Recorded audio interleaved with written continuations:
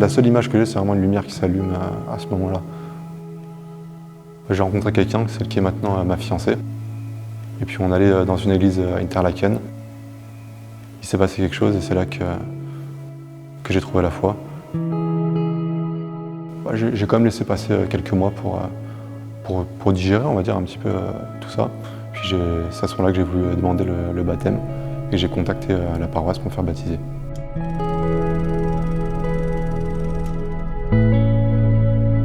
C'est un acte qui pour moi a déjà du sens en lui-même et du coup j'en attends rien en particulier.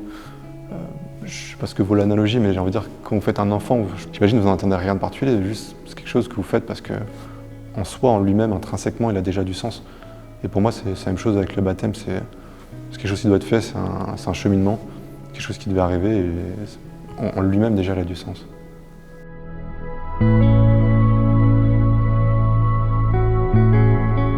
Je veux officialiser une prise de conscience personnelle et spirituelle.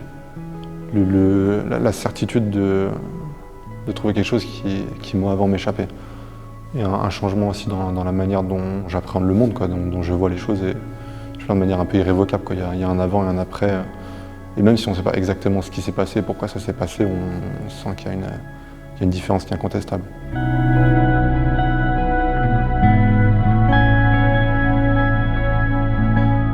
Quand des fois des choses injustes ou difficiles nous arrivent, c'est tentant, c'est facile d'avoir envie comme ça de faire preuve de violence ou en tout cas de se morfondre, de se dire mais pourquoi est-ce qu'il m'arrive ça? Je veux dire, parfois vous perdez votre emploi, vous perdez un proche, il y a tout un tas de malheurs qui peuvent vous arriver dans la vie. La question, ça va être de comment est-ce que vous allez réagir par rapport à ça?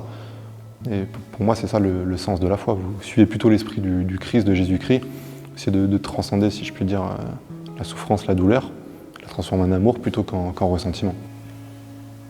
C'est un idéal intérieur à aller chercher en nous.